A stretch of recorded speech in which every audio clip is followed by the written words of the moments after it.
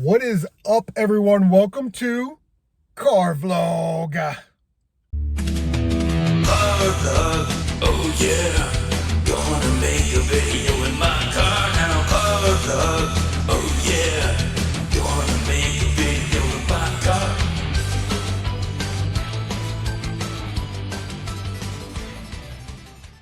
So, today's topic is sort of a piggyback from Nick's channel, Nick T. Wolf. I'll leave a link down below.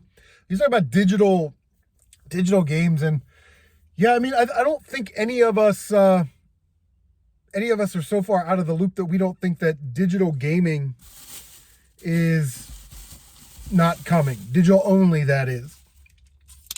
I think it's going to come sooner than later, but expectedly, the last half of this console generation to, let's say, two console generations from now, expect it to be all digital. That's some good water. That's high quality H2O. But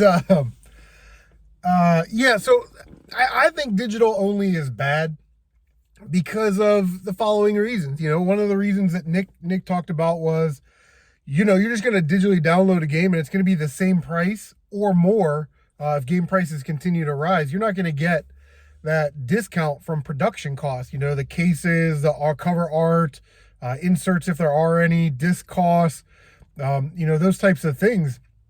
So you're still paying $70 for something that you really don't even have physical, something that you don't even, own in a physical form. And while, yes, that's bad, I don't think that that's really the worst of it, in my opinion, because they get to control what's playable and what's not playable. Why would EA want Madden 94 playable for $5 when they really want to force you to buy, Madden 25 or 26 or 27, whatever the new Madden is, for $70? So if your only option is digital, like you don't have an emulator, RetroPie, or anything like that, if you only have the ability to play digital games, you're going to lose the ability to play a lot of those games. And point in case is Einhander. Einhander on the PS1 has never been re-released. It's never been remastered. It used to be on the PlayStation Store at one point, and now it's not there anymore. So, Square and Sony are really controlling access to that game, and you can only really play it physical, again, emulation aside. And you're going to spend $200 if you want to play that game, because that's what the game goes for. But this has been going on since the beginning of time, right? Since Nintendo decided that they didn't want their games to be rented or traded in or resold. They feel that every single penny off of every single transaction of that game is theirs. And it's just a sad state of affairs because, Nintendo is really the one that really drives this.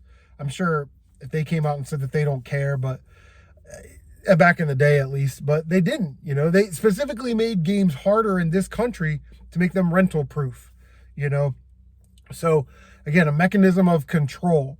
The other thing that I don't like with digital only is what happens when you're playing your favorite game. I don't know, Perfect Dark 5, whatever, I don't know. And they say, you know what, we're going to turn off the online servers. We're not supporting that game anymore. Well, they would do that because they want you to buy another game. You know what I mean? So again, that control is weird. Also, this happened a lot in the 7th generation where they were doing a lot of online stuff. They were sort of perfecting this online model. And there's a lot of stuff that you can't get now because it was online only content. And if we go all digital, I mean, we're going to lose all that once they decide not to support the game anymore or update the game anymore. It's why retro gamers, it's why we hold on so dear to the retro stuff, because I can pop in my copy of Mario 3 and play through the entire game. All that content is there. All the levels are there. All the power-ups are there. But if I put in my copy of Need for Speed The Run on PlayStation 3, half the cars are locked behind online mission modes and challenge modes. And by the way, they turned off the server last year. So if you don't have all those cars already downloaded onto your console, God forbid that console breaks, and now you've lost all of it, half of that content you can't even access anymore.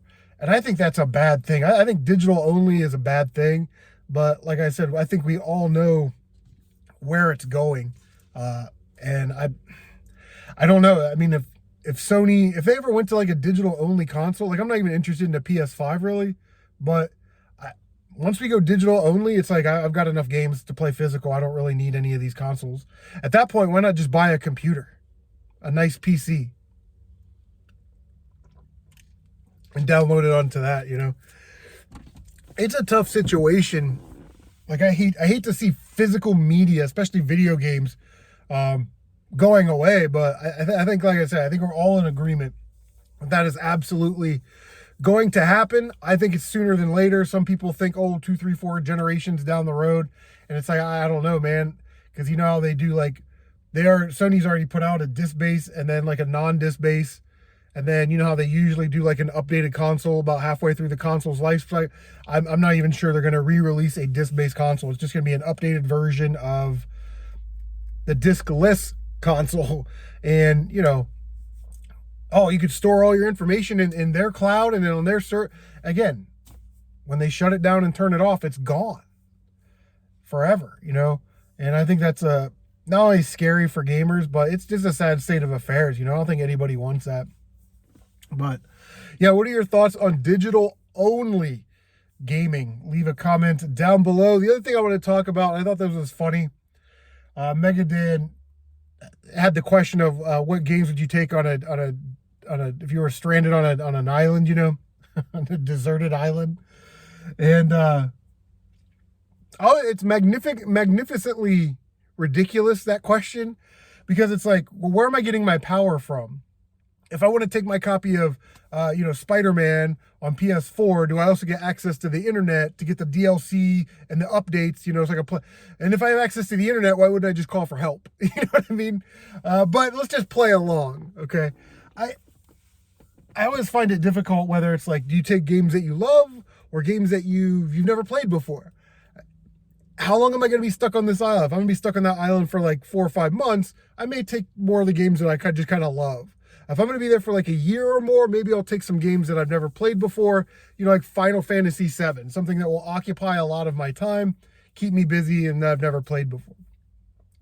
So it's tough to say. Megadan brought up the idea of like, can I take a pinball table? If I were to take a pinball table, it would be Medieval Madness. I love that pinball table. But I guess it would depend on how long I'm going to be there. You know what I mean? Like that's sort of a... And why wouldn't you pick like compilations? Like I'm going to take the Taito Legends compilation. Could you pick a console with an EverDrive and just have all the games? You know, just pick your 5 favorite consoles or something. Like I'll take TurboGrafx and Super Nintendo and just have all the games, you know. It's always interesting. Can I take a RetroPie? But I think the games that I would definitely take one of my old Nintendo favorites, a Mega Man 2, Contra, Mario 3. Just, you know, you're so connected to those games that you just kind of want to play them.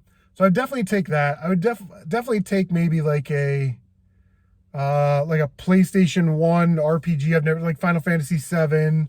You know, I've never played that one. Maybe a Super Nintendo game, Chrono Trigger. A lot of endings to Chrono Trigger, so some replayability there. I do like sports games from time to time, so I'm not sure if I would take a sports game, but if I did, I would try and take like an old sports game that I loved that I didn't play. Maybe like Tecmo Super Bowl or something, a game that I'm familiar with but never really played. I don't know, man. There's so many great games. What games would you take? Say, what are the 5 games you would take if you were stranded on an island for 1 year? Don't worry about how you're getting the power. Don't worry about how you're downloading content. Just take it. It's like a ridiculous question to ask. Like, it's like if you were stranded on a desert island, what game I would take your mom. You know what I mean? Oh boy. And now it's turning weird. So I always think those kind of fantasy questions are kind of fun and ridiculous at the same time. Anyway, guys, coming up on 10 minutes. Oh God, digital gaming. And that's when I'm out. That's when I'm out of modern. That'd be out of modern gaming, I guess, at that point. I'm pretty much already out now because I don't own a PS5 or a new Xbox or anything like that, nor do I plan to. I guess if I found one super cheap, but regardless. That is going to do it. What are your thoughts on digital gaming? What are games that you would take if you were stranded on an island for 1 year? Leave comments down below. And thank you for stopping by Car Vlog.